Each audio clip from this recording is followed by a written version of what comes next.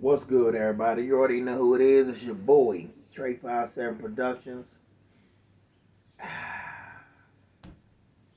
Get with it or get left behind. And right now, what I'm going to talk about is why I love revolver pistols. I grew up watching Western movies. My grandmother loved her Western movies. John Wayne. Her favorite was Clint Eastwood. Um, They're not Western movie, but you had dudes like Charles Bronson that was running around with revolvers, right? Um, I think his guns, yeah, he had a gun named Willie. I think it was a 44 Magnum in one of his movies. But I always loved revolvers, and then my grandmother used to watch this TV show called Lady Blue, and it was a revolver involved, and even the cops that patrolled on a motorcycle, Chips, they had revolvers.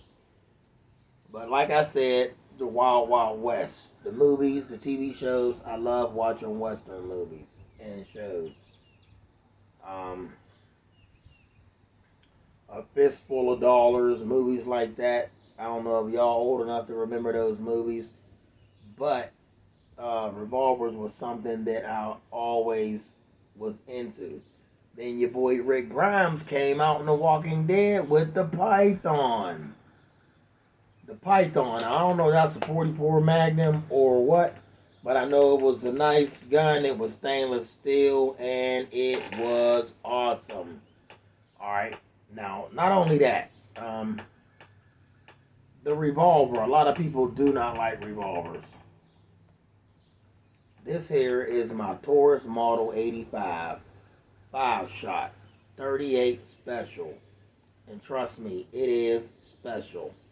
It's not loaded. For you safety nuts out there, you see that? This one's for you. It's not loaded, y'all. This is a beautiful piece. I was thinking about getting it recoated. Then I was even thinking about getting it buffed down to stainless steel, which would be stupid because all I gotta do is go buy stainless steel. So it would have been stainless steel with a rubber black hand grip on my Taurus. So throughout the years of having this, I realized just holster wear and gripping wear, you wear away the coating on it. See that? See that stainless nickel plate look? That is just from gripping it. Okay, now, do I carry this a lot? No, I do. Let me get y'all get a close up of that. This is beautiful, y'all. I'm telling y'all, this never fails. A revolver is going to go every time unless that thing is rusted up and laying in the creek somewhere and you got to bring it back to life. So this does not need restored, but I will say this. This thing right here, this here is my baby.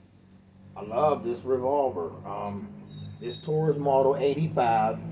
And let's see, it is made in Miami, Florida is the manufacturer. Okay, but it's made in Brazil. So it's made in Brazil and the manufacturer is in Miami, Florida. So they pumping these out of Miami, Florida, but they come from Brazil. It is double action. So for those who do not know what double action is, you can fire it like that, or you can fire it that way. Okay. So either way, whatever you like. The Wild West, they used to do this in the movie. They had to, but you'll tear your hand up doing that. But they have competition revolvers where they wear gloves and they got the hammers that are specially made. Now, I was not interested in the revolver that's hammerless. Okay, so they got revolvers that do not have a hammer on them. All right, and a lot of people prefer the revolver with no hammer because whenever you drawing it up out of your holster, it won't catch the hammer and do that. Partially back will hit that firing pin. Well, I'm careful with mine. But I will say this, a 38 special, somebody asked me, well, why didn't you get the Judge? Well, why didn't you get the 44 Magnum and why didn't you get the 500? Let me tell you something. They said, well, why'd you get that small caliber? It is not the caliber. It is shot placement. I keep telling y'all. I don't need to be running around with a 500. I think it's 500 Magnum. I don't need to be running around with a 500. I don't need to be running around with a Judge, and I don't need a 357, and I don't need a 44 Magnum. They got these in 22 caliber. I would have took one of them if the price was right. In this choice here, it was not about the price. It was about I wanted this.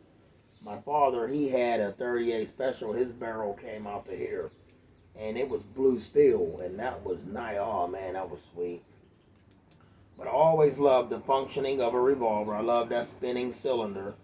Y'all seen multiple movies where they play that silly game, Russian roulette. That's crazy. But anyway, I love my revolvers. Once again, like I said, it is shot placement. Okay, it is. Not, I'm not hunting buffalo. I don't need no big round. I'm not knocking bears down. Okay, I'm just taking care of the threat. That's all I'm doing. Taking care of the threat. But this here, very comfortable. It's good in the hand. This rubber grip with actually the bull. See that bull on there? Yeah. He tough. And that rubber grip, I told y'all, rubber grip never slip. I wasn't lying to y'all when I told y'all that. Rubber grip never slip. You gotta love it. I'm sorry I haven't been holding this up close enough for y'all. You know, and I'm rambling. But this revolver, you can get it up out your holster and come at them. And you accurate. You know the thing. You know what I love about this? This is solid steel. Okay, it doesn't. You know, there's no jumping around parts.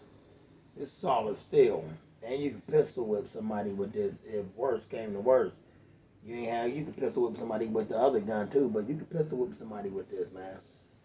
This is beautiful. It has the lock, Allen key lock on it, and I have another lock that I put on the trigger, a trigger lock. When you put the trigger lock on it, you can't even pull a hammer back. But I still lock the hammer anyway. So, with that being said, I think anybody that is interested in getting a revolver, just go on out there and get your revolver. Just go on out there and get your revolver. You can get all them other guns you like, but listen to me. It's good to have one of these in your stash. Okay? One more thing. These do not drop shells. You ain't got to be picking up shells. Alright. But everybody, let's stay safe. Practice safety. Every time you pick one of these up. Safety is a must when you're playing with these. And I love it. I don't even think I'm going to change the look of this. And you know what's crazy? I would never change the look on none of my firearms. They stay factory. Nothing better than factory. Alright? And they Cerakote guns, and then they dip guns. And then my boy, he was going to dip his quad frame, his four-wheeler. He took the shell off of it. He was going to have that quadra dipped, or whatever they call it, hydro dipped. And then he showed me how it worked, which is pretty cool. The picture is like in it, like in a 3D, anyway. But I don't want to do that. I don't need my gun to be pretty. I just need them to work. You hear me? I just need them to work. And I'm not too much worried about scratches and bruises on them. When I first got them, I was like, oh, I got my first gun. One little nick was on it. I was mad. I wasn't going to sell it, but I was just mad it had a nick on it.